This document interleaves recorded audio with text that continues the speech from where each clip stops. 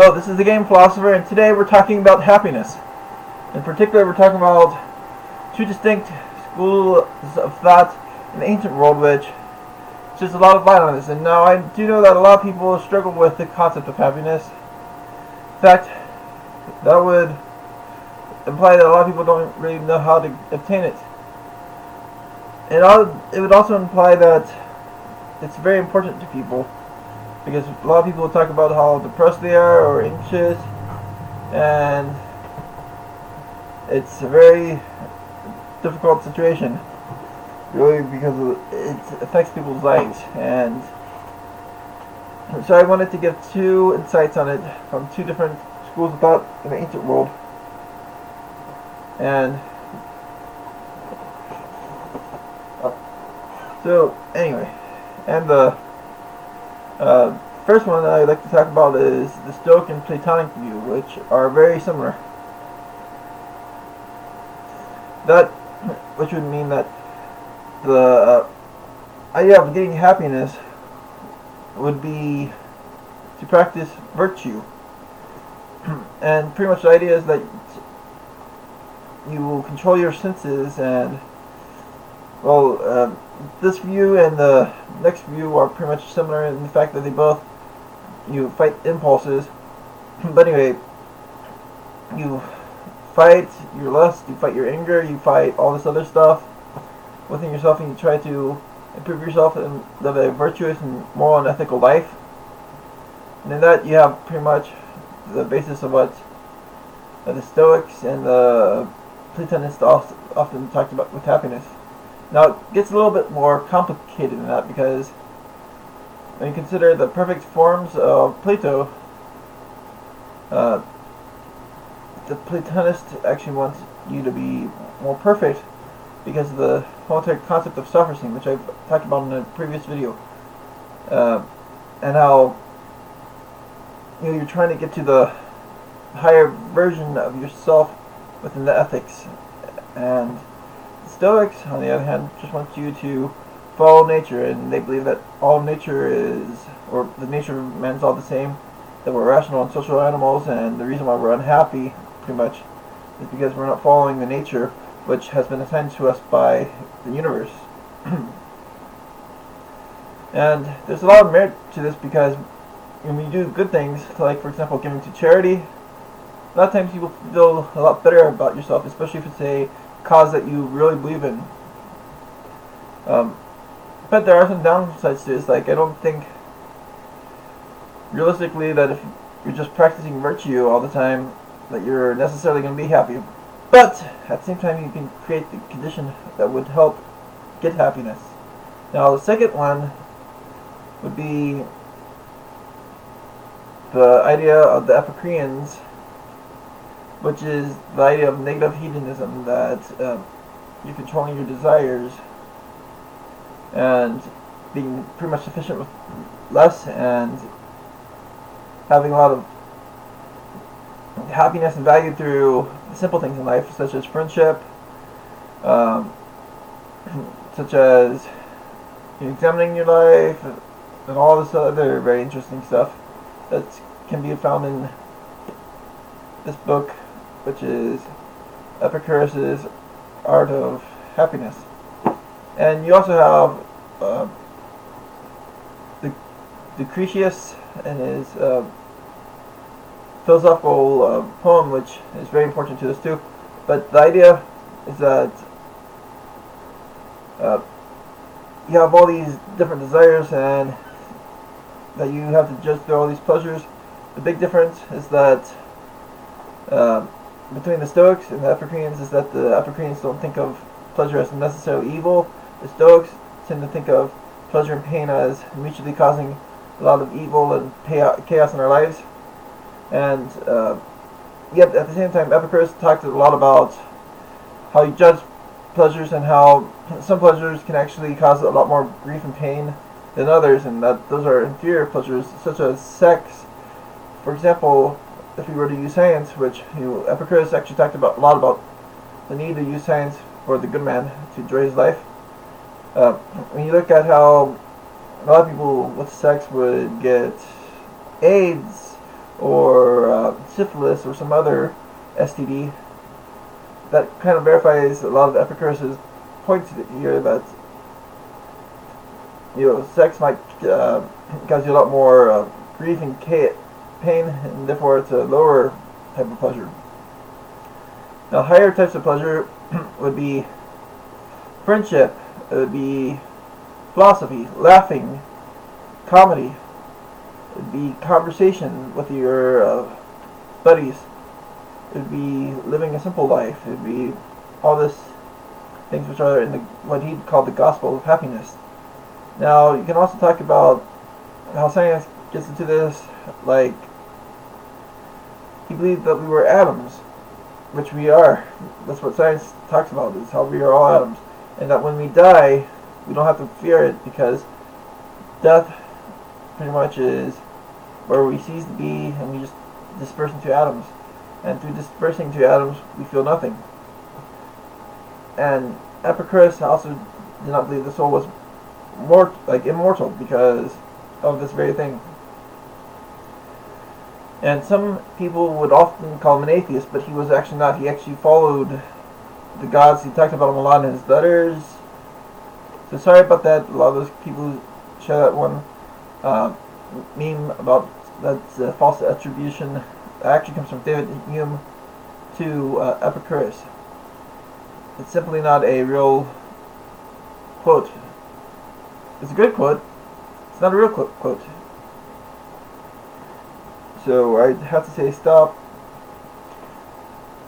misrepresenting that philosophy. Now, some more on this is that another misrepresentation of the philosophy is whenever you look at the Stoic refutations of the Epicureans, and if you compare, let's say, Seneca or Epictetus to Epicurus, Marcus Aurelius to Epicurus, Epictetus, Epicurus, you'll notice the very interesting thing is that there's not really a big difference. I mean, like, there are some subtle differences, but they're not really big between the two. I've already mentioned the big one, that they both believe in cutting down on your desires, and the difference being that the Epicureans want the simple pleasures and that you can enjoy simple things. The Stoics, on the other hand, get down these desires so that they are less disturbed by things. But anyway, they also believe that you should also be sufficient in little. And another interesting thing, back on the concept of happiness, is that we read Xenophon. Xenophon talks about Socrates, and how Socrates is the perfect example of happiness, and he goes on and on and on. He talks about how Socrates actually was sufficient with little, and this is a very important thing. If you are sufficient with little, if you are content with little, if you live within your means, you could actually get through all the material aspect of happiness with just a lot of ease. And you move on to the intellectual side of happiness, which is where the Epicureans go in. But anyway, what Socrates would do a lot is he would practice virtue very diligently, and so that's one up for the Stoics. But at the same time, he enjoyed these simple pleasures, these conversations, these dances, these simple meals with friends, these deeds which he would do a lot of times to take care of his household and the households of others. His teaching, his philosophy, his wit. Now that would go towards the Epicureans. And so pretty much when we look at the philosophy of happiness, you have two competing schools of thought right here in the ancient world. Well, not right here because it's not the ancient world, but you know what I mean. But so I just have to say, if you want to learn how to be happy, we want to use the ancient wisdom. Look at the Stoics, then look at the Epicureans. Compare them. Use their methods. And you will certainly have a good progression towards happiness. Now, there are some things that I am not going to necessarily say that it's not always going to be that way because there's a lot of effort that goes into it that sometimes your habits of thinking can actually keep you down. Or you might have some type of very rare clinical depression or whatever, or some anxiety disorder. I'm talking about the very bad ones. I'm not talking about the very cute stuff. I'm talking about the really bad ones that are unmanageable. That when you have these things, you might want to consider other things. But for most people, that these two methods can work. Now, on the hedonism, some people might be immature and say that we should go seduce and have sex with as many people as we want, that we should get as much money, that's how that gives happiness, blah blah blah. Well, money is temporal. Sex can kill you under certain circumstances, and if it doesn't kill you, it will drain your economy. It will make you less happy, as opposed to developing a relationship with a woman or some friend of some sort. That it's not really a good way to happiness. In fact, even drinking way too much, that doesn't give you a lot of happiness either. That's a distraction, and not only a distraction, but it can kill you by you overdoing it, or it could injure you, or you might drunk drive, whatever. That doesn't really give you happiness. Nor does distracting yourself. Well, I mean, like, I'm a gamer, but at the same time, I don't find happiness by distracting myself with games. I find that's a good activity I love, that I use it to reflect on my day and stuff. But at the same time, what's causing me the happiness is not the games themselves, but the reflection on the day. But I still play the games because they teach a lot of really good stuff, and I think we should all play games. But another big thing would be if you were to also exercise, you'd be more content with your looks, you'd be more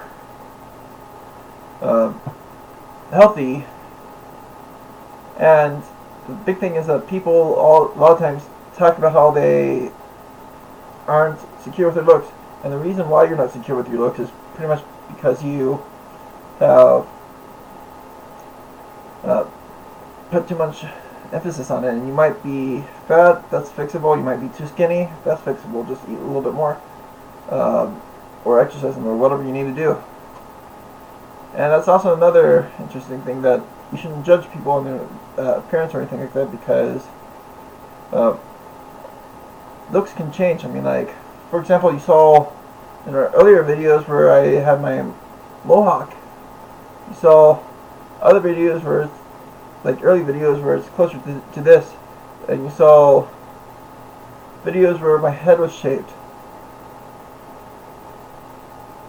Things can change. And even with this gear headset, which I use as a prop now,